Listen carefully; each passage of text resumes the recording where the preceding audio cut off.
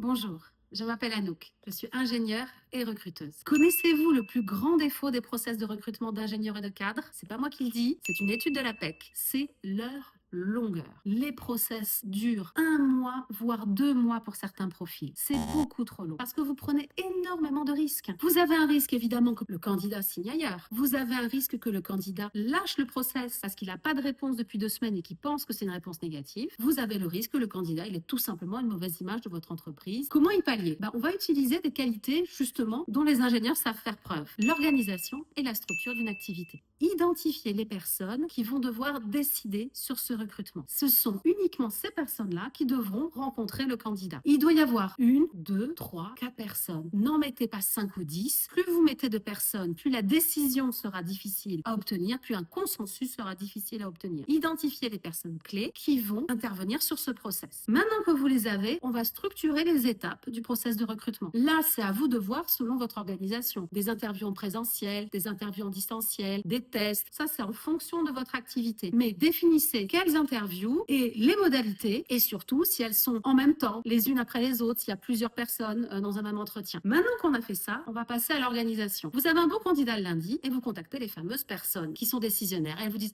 j'ai pas de créneau, moi, avant la semaine prochaine ou dans 2 semaines.